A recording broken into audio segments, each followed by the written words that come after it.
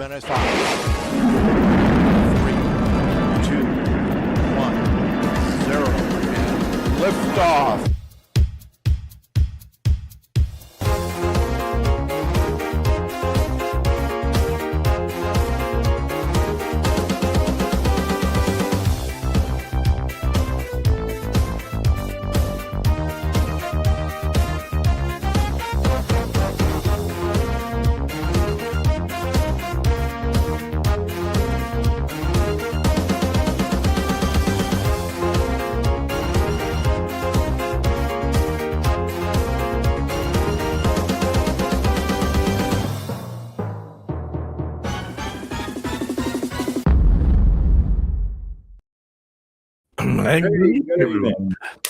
And first of all, just got to say, happy birthday to this man over here. 70 freaking years old, man. 70 years old. There's no getting around it. You're just an old geezer, right? A senior citizen, right? Where's my cane? I need a cane. No, you don't look 70. At 70, it's all good. I will say you're as old as you feel, Marcus. You're looking good for 70, Marcus. Yeah, Yes, indeed. So anyway, how's everyone been? Marcus, what have you been up to today? Have you been sort of blowing candles and that? Oh no, we celebrated your birthday already, didn't we? Yeah, we did. But yeah, I've been taking, phone calls from relatives and so forth. After the show here, my wife's first husband's family is going to take me out to dinner. Oh, nice too. Yeah. Might sound strange, but we know the story. Yeah. Let's have a quick look in the chat. Who's in the chat? We've got Suzanne, we've got Harvey. I've forgotten that guy's name. I can't remember who it is. Drummer boy. Right, there you go. And Keith and Karen's in and Caroline. Caroline's in. Do you want to sing something? Caroline. Well, she said Caroline, so Yeah. Corey's in. Elaine, Bud. Rick. Gator Drone. Yeah, that's Terry. Seb. Terry Justin. Simon. Steve. Anyone else? He's in. Yeah, lots of people. There's lots of people. Well, there's 30 people there. Oh, and John. Yeah. John Flint. Right, anyway. And Flint. Right, I'm going to scroll right down to the bottom, if I can. So, it's too much. I'm just reading the chat. I'm just looking at this pile of crap over here. I got to do something about that. Yeah, Marcus has been taking deliveries all day. Birthday gifts, maybe. Marcus has his own Amazon van. I got a new action camera. What's that, Marcus? It's sent me for a review. Yeah, it's JC. I used to have one of those. They're pretty good. Yeah.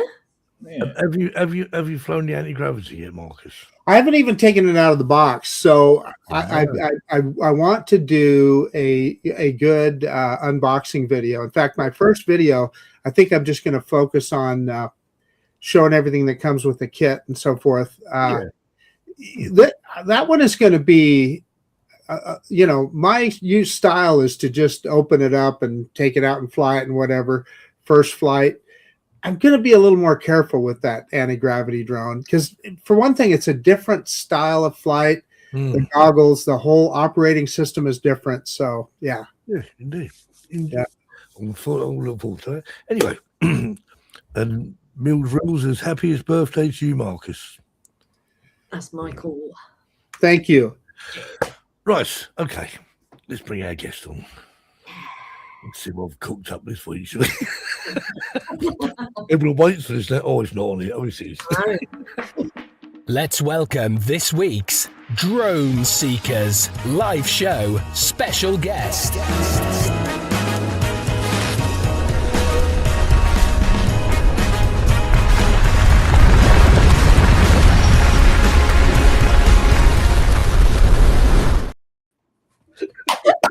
What was that?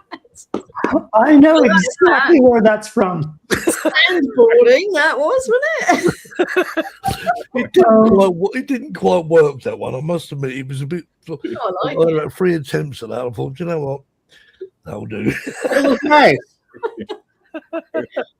Oh dear. I think there's a story behind that. Well, it's I look at the videos and think, sort of, I need Yeah. a theme here. I need a theme. I'm sort of Stay ideas. tuned, people, to see that video. Anyway, Jamie, welcome to 1 hour of madness. You don't have to be mad to be on this show, but it helps. It helps. It helps.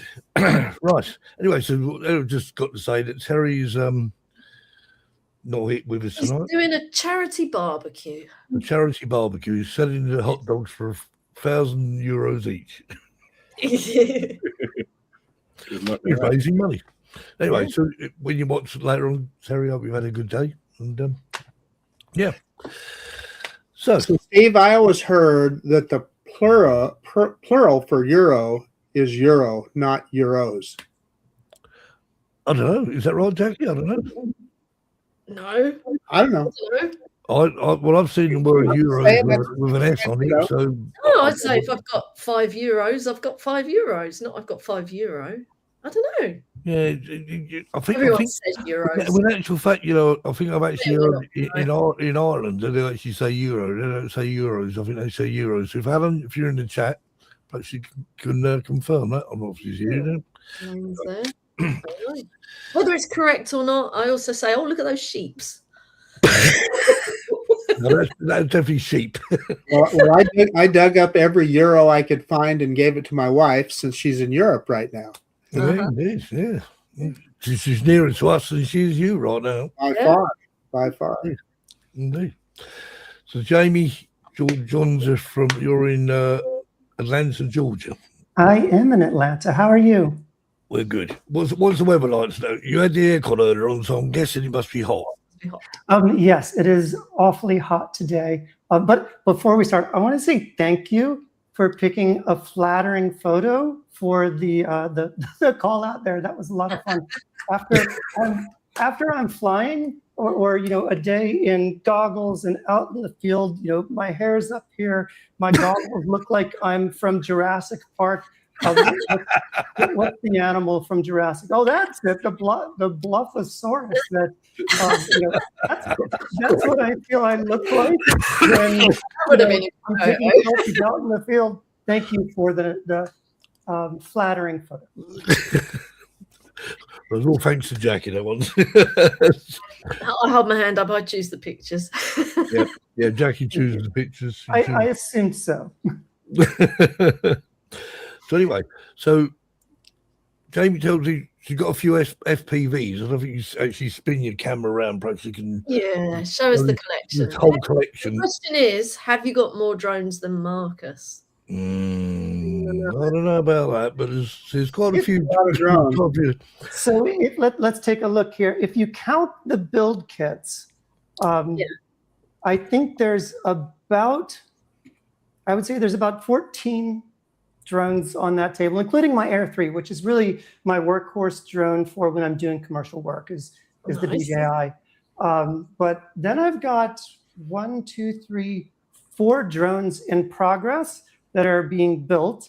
And then I also have about, 8 of these build kits, which are kits to build the drones that I design. That's 27, isn't it? Straight away. Too many is the answer.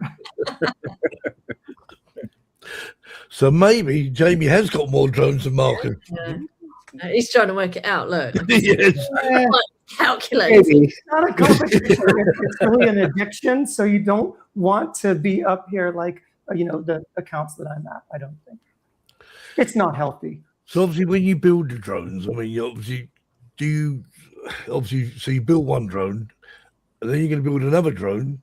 So where do you want to go? Why are you building another drone? Is it because you can, or is it just I think it's a couple of things. One is I like to, have lots of tools to work with when I'm flying a job. So I do a lot of the drone work I do is both for fun, and then a lot of it is commercial. And so I showed you the really big one. If you want me to walk off screen and just grab some, I'll bring them in here. But Yeah, go on. It's not often we see a drone with like.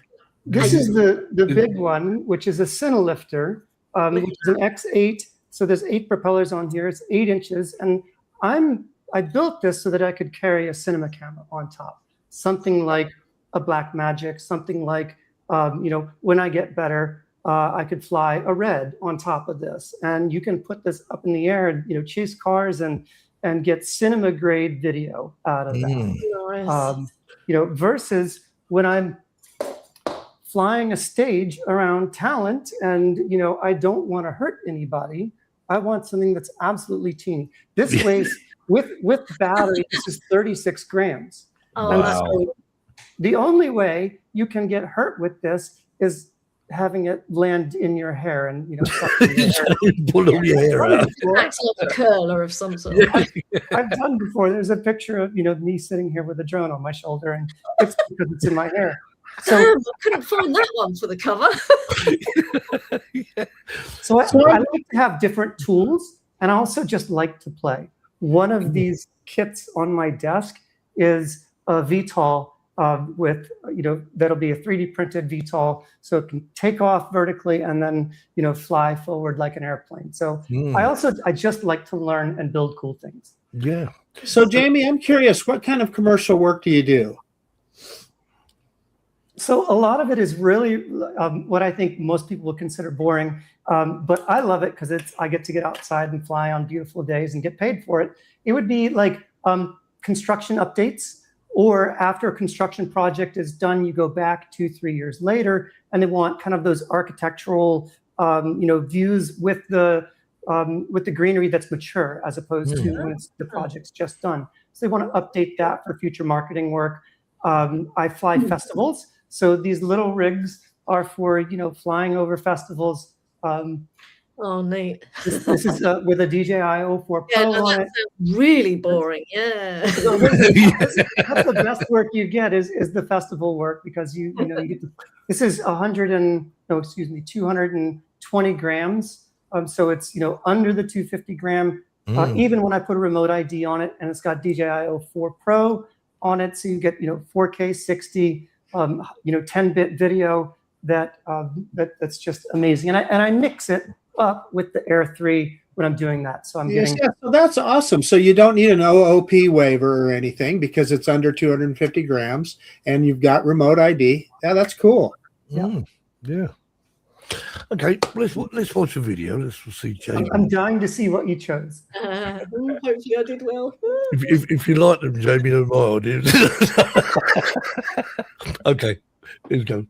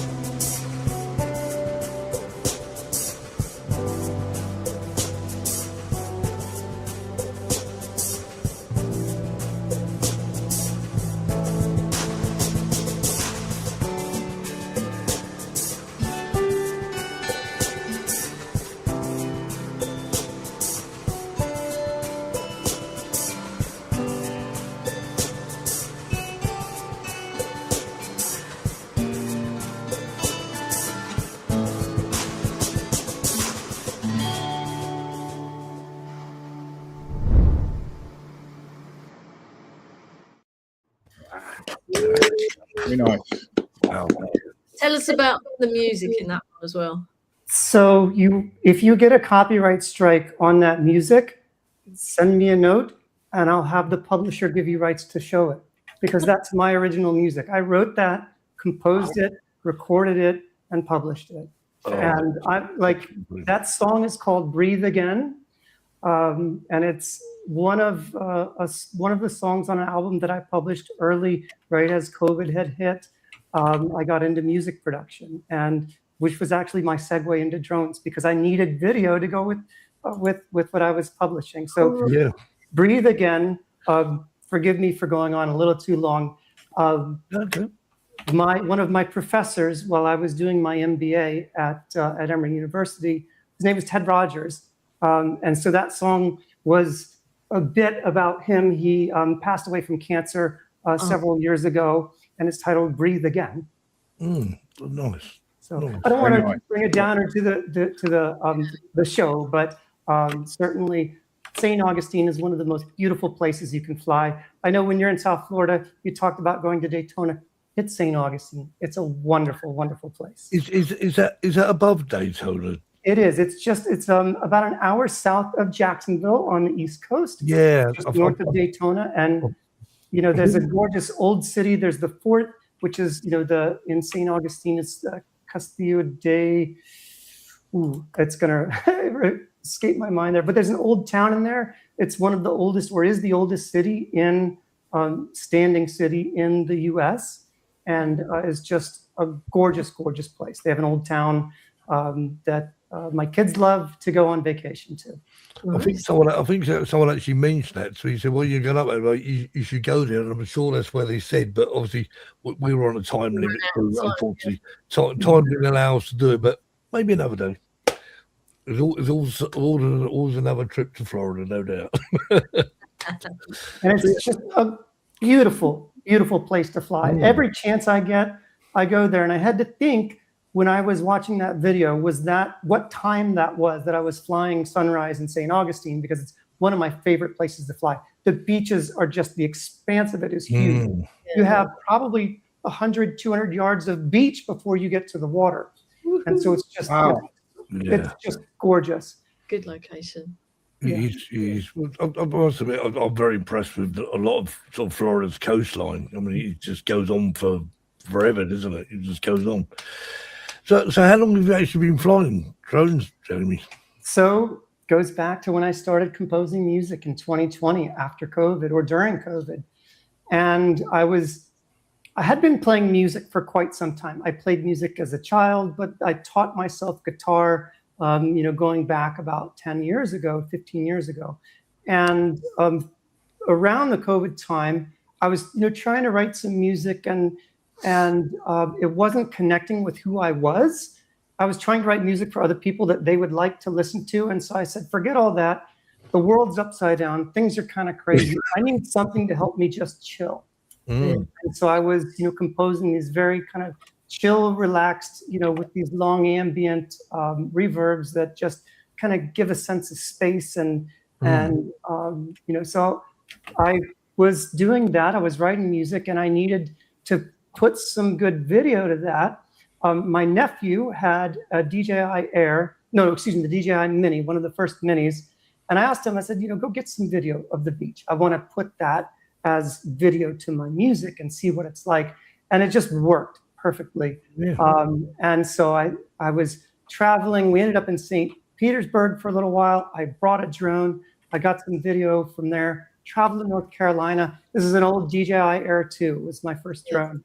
And an amazing, amazing drone. I got almost everything that you see on, actually have a 30-minute video of the album that's all drone video behind it on a different YouTube that nobody ever knows about. That's what got me into drones was music. And you must be the second guest, because obviously we have Maria Davis, who also puts her own music to her own videos. I think the music came first as well, didn't it? I think the type of people who get into drones, particularly as deeply as some of us like me do, you have to have some level of creativity that's just a part of who you are. Right? Yeah. You want to capture these, like you get up in the air and you see this sunset and you're like, oh my God, that's beautiful. Yeah. And you make that even more beautiful, but set it to music and give it a soundtrack. And so I think there's a lot of overlap there. I see it in the FPV world with people who are, really great guitar players are also really great at FPV. And it's, it's amazing when you go to events and you meet these people, they pull out a guitar and you're like, oh my gosh, of course you're a guitarist. One goes in hand with the other. Yeah. Okay, let's just watch another video. What have we got for you now? Very different next.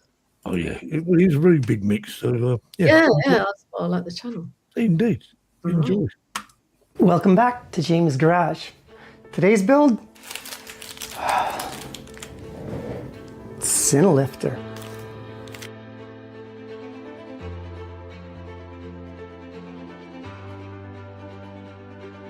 I actually bought these parts about 6 months ago, and you know how projects go, right? Sometimes you can't get started right away, but what do we have? This is a AOS UL Cine 8 frame from CNC Drones in Canada. We love our Canadian friends. Let's take a look. So I have never built a CineLifter. The reason I got this frame is it's reasonably inexpensive, and it comes with this really cool camera plate. Lets you adjust your angle of your camera. Even something so simple as that alone is several $100 often. This is part of that. These are standoffs in red, of course, in red. So fasteners. This carbon fiber looks phenomenal. The press inserts are nice. Gosh, that's good and thick, and it's beautiful. Can't wait to build this. Looking forward to it. This is part, oh, these are for the motors, right? Building an X8. Arms. Let's see. What's going into this CineLifter? Well, of course, we are going to start with a DJI 04 Pro. We are going to use Sequer Mall stacks with H743 version 2 flight controller, AM32 ESCs too. So one of these flight controllers is going in here. 2 ESCs are going in here because we're building an X8. So we've got 2 stacks. One of the flight controllers are going in another drone somewhere, and HGLRC 2812 1155 kV. I've actually read some things about these motors. Several builds from HGLRC. They make the Recon 7, the Recon 10. I fly a Recon 7, but not with their motors, but their bind and flies get fairly good reviews. So let's see how these motors work out. 8 of these bad boys. Next thing we're going to add here is a GEP M10 DQ, a iFly GPS mate, and iFly ELRS. So we're going to put in a Radiomaster RP for true diversity. That's the build. See you soon.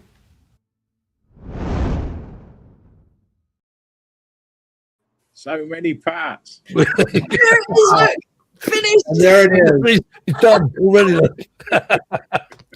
Now we can have a question about that video, because obviously everyone's taking note of what's going on here. Thank you. Yes. No, this is the CineLifter. This is the camera plate that I was talking about. So you can, set. I don't have a camera with me, but I'll just use this as if it's an example up on top of here. So when you're flying fast, that camera, is nice and in line with your subject. And as I mentioned, even that one piece for CineLifter drones, that could be $300-400 to get it exactly how you need to mount these cinema cameras. And the whole frame, I think, was $100-150 for the frame itself. And for those who I always ask, oh, how much is that? This is $1,000 worth of parts to build this drone. Wow. And then I haven't finished the build series of all of this. You maybe have seen a couple of them on my short videos, but that was just like the ingredients, wasn't it? There's probably 20 or 30 hours worth of footage of me building this that I'm still turning into a build tutorial series. So Jamie, when you're flying a CineLifter, how do you know that you're keeping something in center of frame? Because your FPV is the 04 Air unit, correct? Mm-hmm.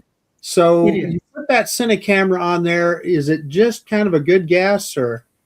So I'm keeping my FPV camera is the angle of this pen, right? And it is roughly the same as the angle of the video camera that's on top of that. Good. So what I'm seeing in the goggles is going to be hopefully close to, getting them exactly the same, maybe not that easy. Also, depending on your lens for a cinema camera, it may be cropped in compared to what you're seeing on this. This is like 150-degree field of view. So you have to keep your subject really, really close into the center with, I guess, a lot of practice in your flying. Understood.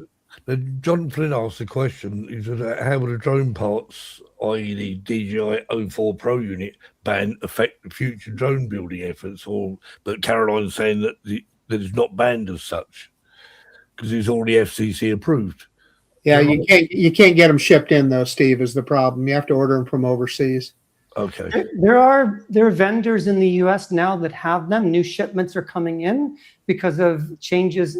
It wasn't just the tariffs that was causing issues, but it was also the putting DJI on the list of companies that are potentially bad actors, right? So you've got and then the Uyghur Protection Act, those two things. You've got a whole bunch of things that are competing against bringing these parts into the country. But the 04 Lite product you can pretty much get at most of the FPV vendors kind of for the long term, right? We haven't seen much shortages in that.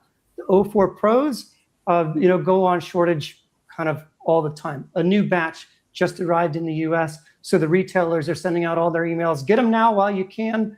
But then, because a lot of the parts, unfortunately, for FPV are going to support war efforts and those types of things overseas. And so there's been this 2025, 2026 has been a tough time to build because you can't get those parts. And then the DJI, things are on top of that. But you can still get them. And it just, sometimes you got to pay a little extra for it. Yeah. The thing is, I mean, if it's a hobby that you want to carry on doing, unfortunately, it all comes down to the expense of it. But but that's so many hobbies, isn't it? Really, it costs what? Could be worse. We could be into cars, right? I mean, this stuff is cheap compared to cars. I may or may not have bought a few cars while my wife's in Europe. I don't know. You were into music, right? So, music instruments cost more than these things do, right? Yeah. It's a cheap hobby comparatively. Yeah. Right. Okay. Expensive, isn't it? All hobbies are expensive, but at the end of the day, if you get what you want, then it's worth it, isn't it? Simple as that. Flying around the world is quite expensive. But you know what? Flying around the world to get to cool places to fly your drone, now that's a hobby. And of course, as far as the South Florida drone meetup, we come the first time in 2024. I came back last year. I come back again this year. So there's something drawing you back. Well, to be honest, it's the whole camaraderie the thing, isn't it? It's meeting all these people that I just know who appear in the chat and and on the little boxes on his screen. So it's nice to actually see someone full size for a change. When people meet me, they go, "Oh, you're not that little box anymore." No, I'm a bit taller. It is nice to meet people in person. I love it. It is. The FPV world has its own set of kind of events that we go to. Castle Crash is one of them. The Sloss Drone Derby was one of them. I was at that the weekend before coming to the South Florida drone meetup. I kind of like went to that, spent 3 days camping out in Birmingham, Alabama, flying drones and like running from torrential rains, and back to Atlanta in the car, put the kids in the car to come down to South Florida Drone Meetup and celebrating my birthday. The drone meetups are always around my birthday. South Florida. Busy time of year. That's what they really are. They're actually not just drone meetups; they're actually birthday parties for Jamie. When I get to combine all of those things together, right? Travel, my kids, and drones, and like they're like, drones, really? You're gonna go fly? But yeah. Some people just don't understand, do they? I mean, we were out flights. I think you was with Kev. I mean, there's people meet up sometimes. They go, "Oh, boys and their toys," and you think, "It's not a toy." Hello. But some of them are okay. Some of them are toys, and then you've got the RC cars that go with the the world of drones that are tons of fun as well. So yeah. There seems to be more at the South Florida Drone Meetup this year. I mean, Alex brought enough cars to. He bought enough cars for everybody. A racetrack going on there. I watched the video of that when they're driving around the the hotel car parks. I saw that video. Brilliant. And they were doing them over ramps and all sorts. Yeah.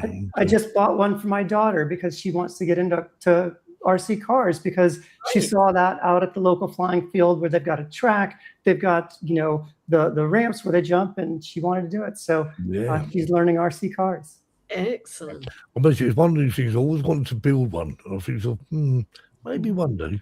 Maybe one day. Yeah, maybe. It'll probably crash anyway. Right. Okay. Video number. There we go. Okay. There we go.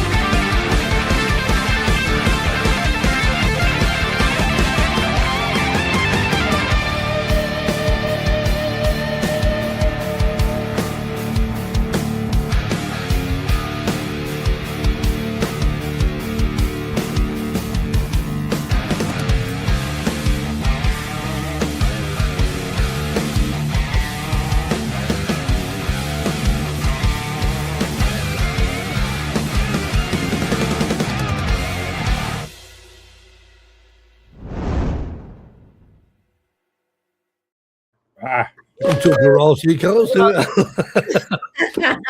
I promise you, I had no idea that video was coming next. So the audience is probably like, "Oh, she set that up, right?" Happy accident. Pure guesswork. This is what I was flying for that video. Oh, okay. And this is the 65 millimeter with an 04 Lite on it. This is about as small of a drone as you can get. That'll carry a digital 4K, camera. And so, interestingly, this interesting to me. Maybe not the whole world, but for those of us drone junkies, this camera has a much skinnier field of view. So you could see in that video, I had a little bit more trouble keeping that car in the middle of frame.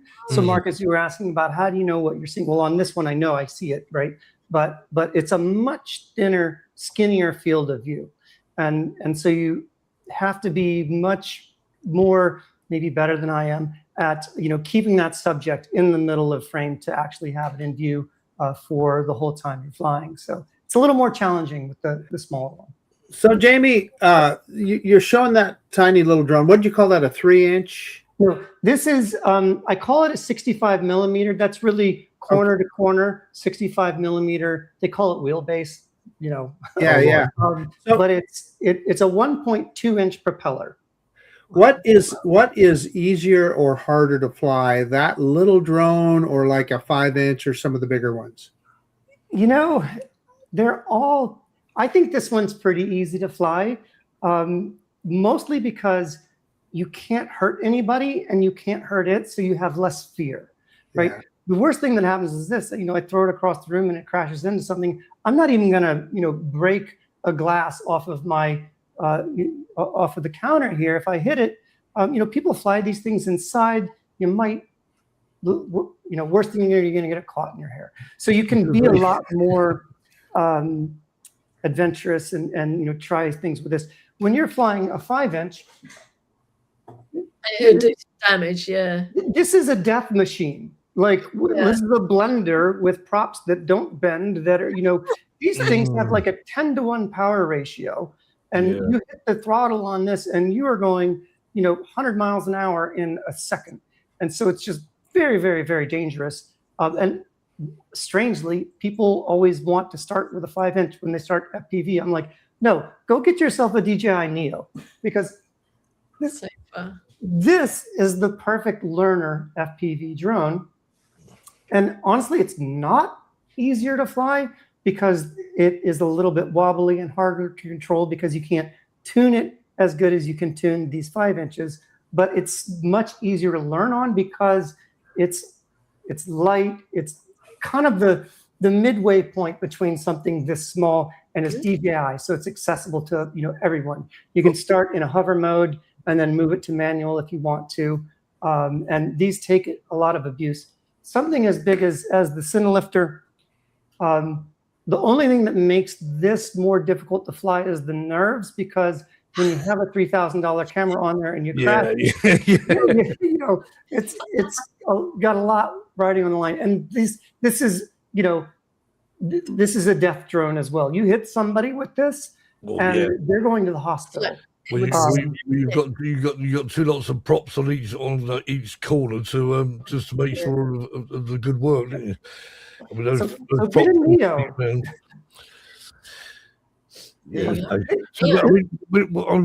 When Mark was saying, when you're actually flying the drone, obviously they're actually controlling the drone, as in doing what you're doing with it. What is more responsive? Is a smaller drone more responsive than a bigger drone, or? So it's really, I was going to mention that is the thrust to weight ratio is really what matters here. You have the 5-inch with about a 10-to-1 thrust to weight ratio, and you hit the throttle on that and it's gone. Yeah. Even if you put a GoPro on top of this and it gives it some good throw so that you can do some really cool maneuvers versus, something smaller like this that flies more like what I would call a CineWhoop. You might have 3 or 4 or 5 thrust to weight ratio. Something like this has like 2. So you hit full throttle and this thing is struggling to really go fast. So it's that speed that really matters, how much control you're going to have with it. Something that's super, super fast like a 5-inch, and you can do really great maneuvers, but you're taking up a lot of space to do that.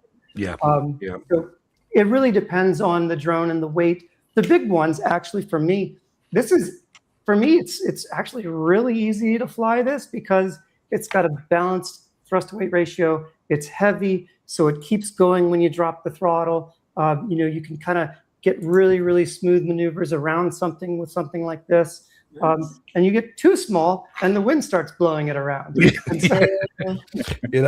is the only trouble.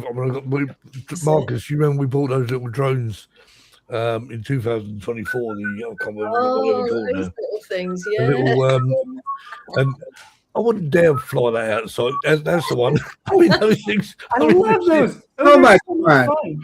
So much fun. Someone was flying. I think it was Johnny Drone Fly was flying one at the South Florida Drone Meetup in 2024 in the hotel. And what happened? The first thing we all did when we got home, we all went out and bought one. We all bought one. Yeah. Does that one have a camera on it? No, there's no camera. It's just a fly around, do flips, and yeah, tons of fun. And then you hit a button and it does a flip, right? Yeah, I love those. Those are like great ways to get kids into something like this. Yeah, is to give them one of those, and you'll get 10 minutes of flight out of it and have a blast. And you put another battery in it and you let them charge, and then they'll play again, and they're just tons of fun. I did a class for kids at a STEM class at a local library. This drone was the hit of the show. Yeah. Bob says he chases his dogs with those. That's the problem. I mean, I've got 3 dogs here, and they so much as here that even when a DJI drone boots up and makes that little noise, as soon as they hear that, they go, "No, you're gone." Yeah. Without flying the darn thing. I mean, yeah, Bob chasing the drones, chasing the dogs with the drones. Okay, we got watch our video. Yeah, okay.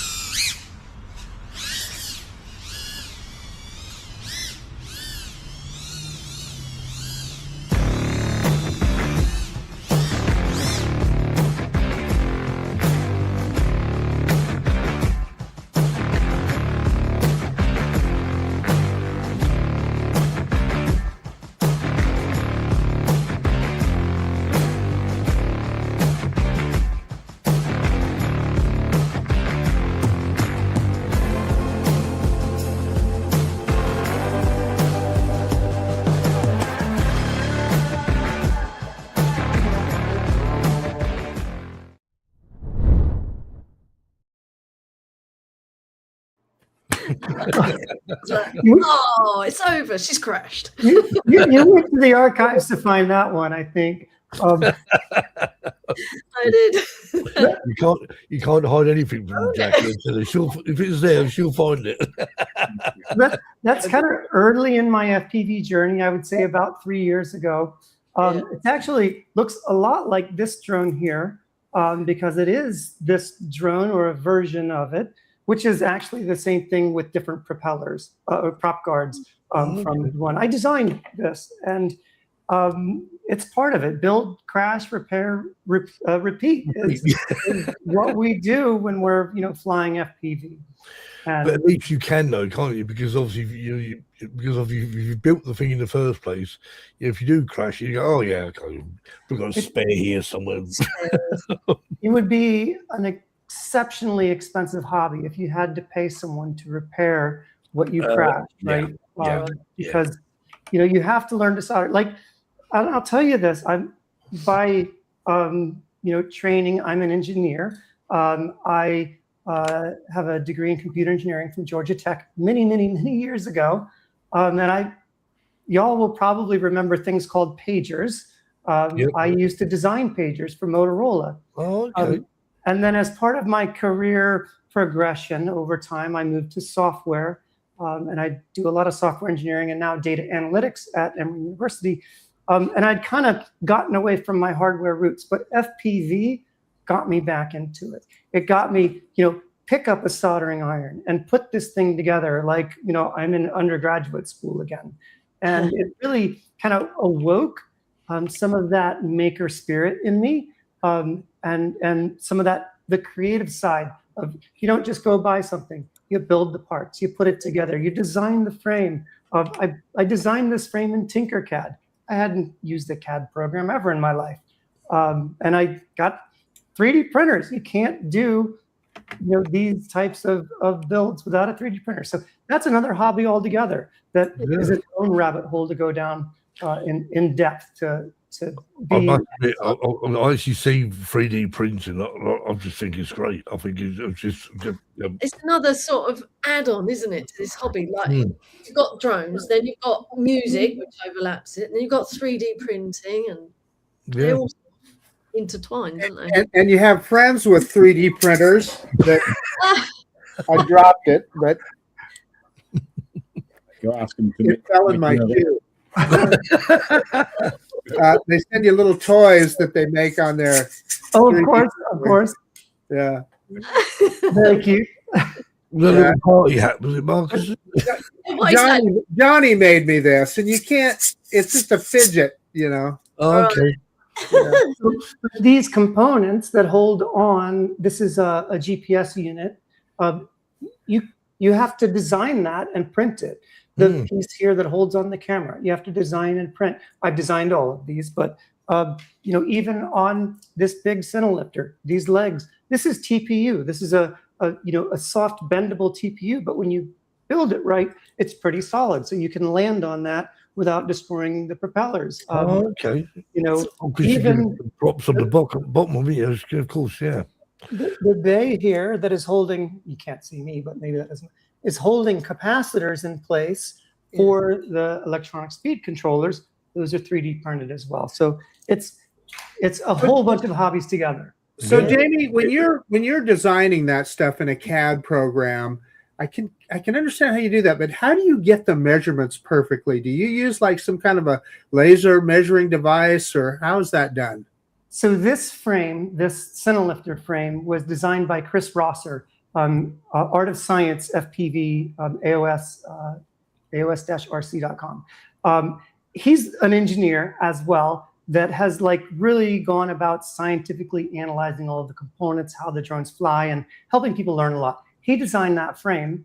And so I actually emailed him and said, hey, I would like to build a capacitor bay because there's not enough room. Can you send me a drawing that shows me the arc of that and where the holes are, so that I don't have to, kind of reconstruct that or reverse engineer it?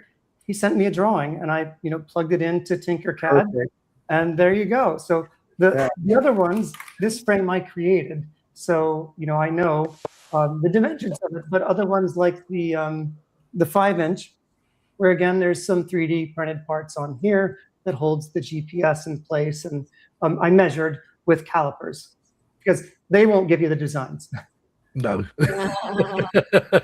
But someone like Chris, who's very much a part of the community of FPV drone folks, because he's so much. He's a YouTuber.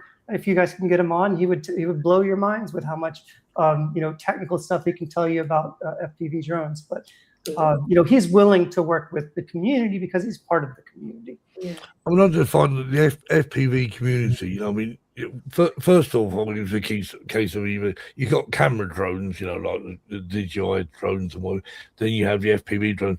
But there's a lot more FPV. The more you get into it, the more you actually see people what they actually do, and actually, like yourself, actually building the drones, not just going to the shop and saying, "I want one of those, please," and you take it out of the box. Okay. And the two communities are definitely overlapping more now as well, which is great. Yeah. Well, I think, to be honest, I think a lot of that is because of the DJI FPV. Absolutely. Yeah. Because they've sort of got so there is a crossover there. But, you get a Neo, you get a Nevada. It's kind of like even the 360s. That's has brought so many people from the camera world into the FPV world. I started on the camera world. I was flying an Air 2. Then an Air 2S, now an Air 3.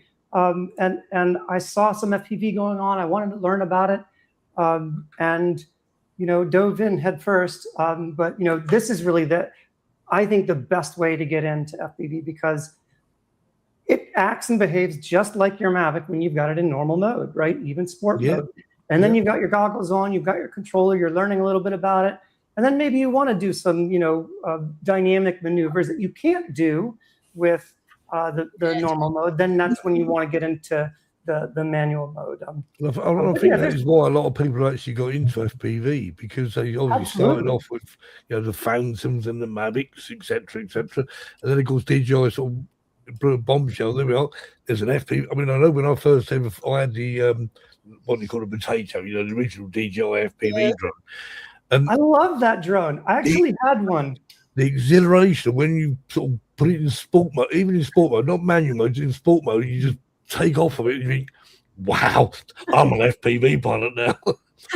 the Avata Master right below me here, the Avata Master. Yeah. I mean, the one thing with the Avata allows you to do, though, of course, is crash more, because the FPV drone, you crash that thing. Oh, Jackie crashes, Steve. He crashes once in a while. But the Avata is a great drone. I mean, I've proven that was a smash into a roof and it survived. So it bounced off of a metal roof and got landed off of a sign, right, Jackie? Right off a sign. Each time you crash, you learn. Yeah. Yep. Well, as I always say, if you're not crashing, you're not flying. There we are. That's my. I guess I'm not flying then. Was that a segue to a video of me crashing? I'm sure we got one somewhere. Talking of videos, let's watch it. I'm not sure if you crash in this one, but we'll have a look.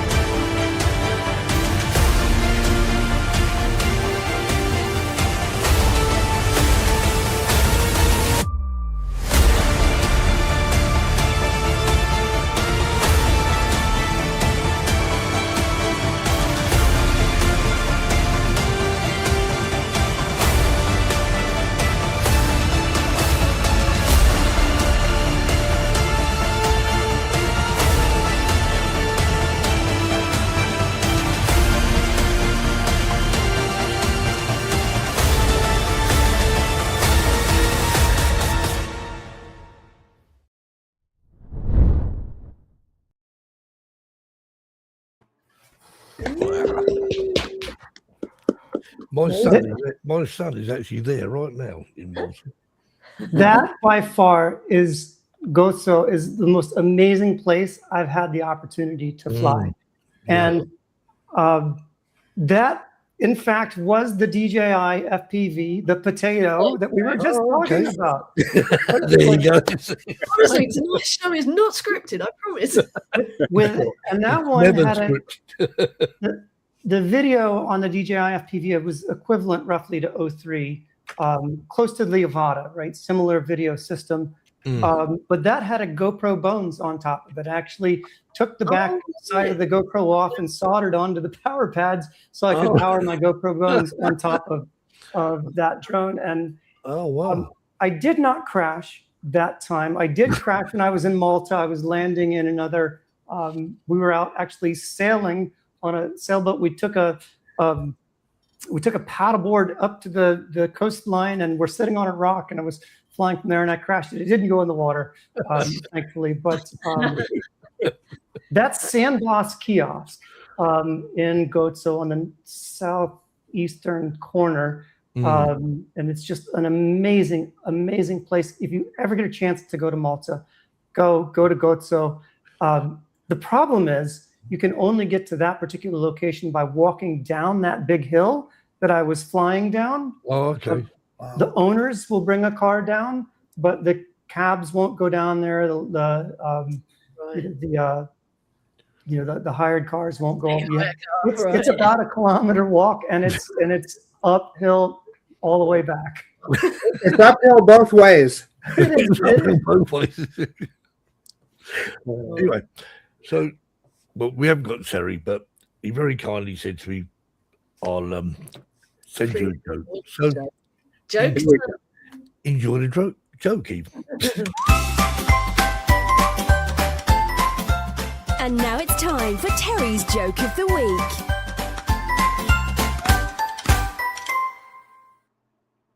Hello.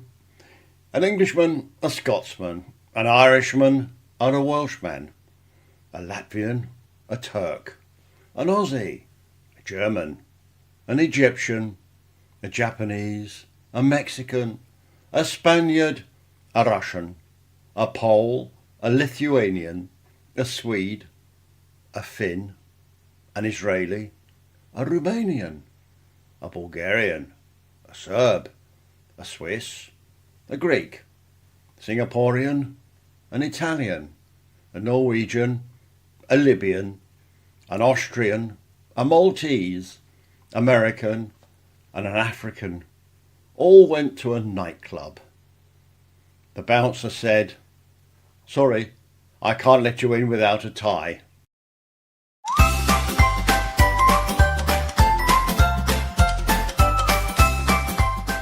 Terry's Joke of the Week.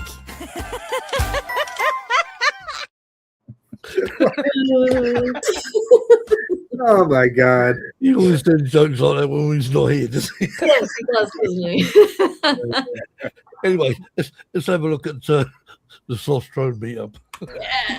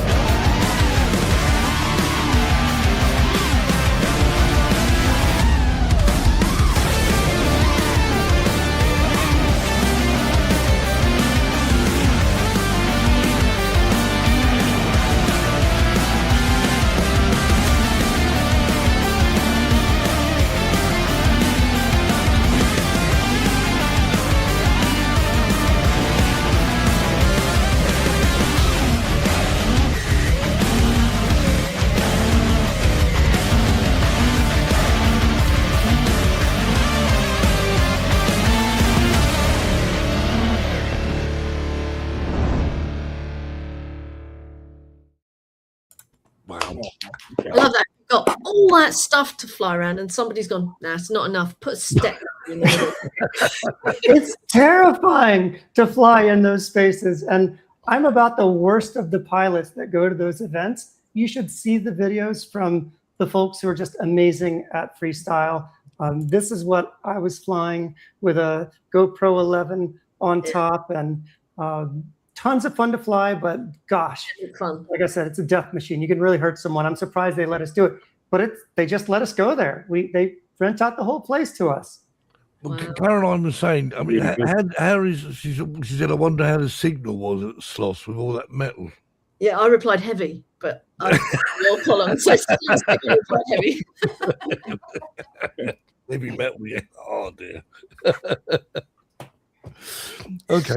We're running out of time, so we're going to whiz through a couple of videos now. The last two. Enjoy.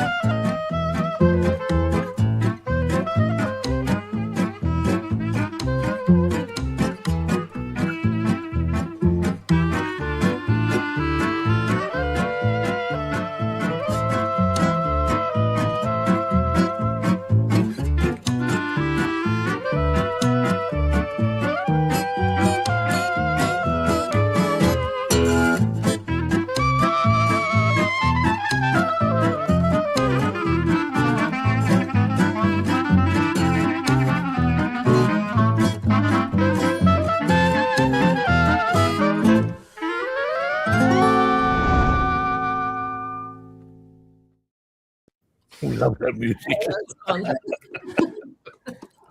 Great video too. Yeah, I love it. Little drone, yeah. So, yeah, this is the little drone, the 65 millimeter. What a great place to fly. That's Bryson City, North Carolina. That's 2.5 hours driving distance from my house. Get there every chance I can because the scenery is gorgeous. You can go to Cherokee. You can do a little bit of gambling. You can go to Bryson City and get some good food by the river and the trains. It's really an amazing place. That's so someone's saying about crashing. Yeah. It means about crashing drones. It Gotta do happens to the best of us, including Jamie. So Compilation. a quick.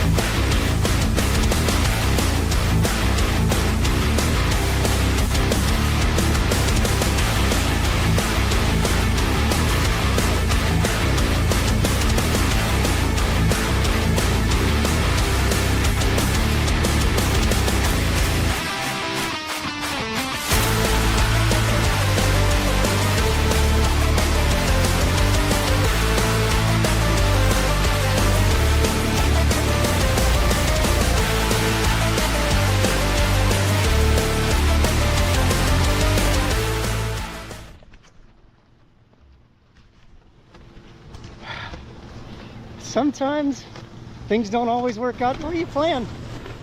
I thought I was not doing the walk of shame, but came back without my GoPro.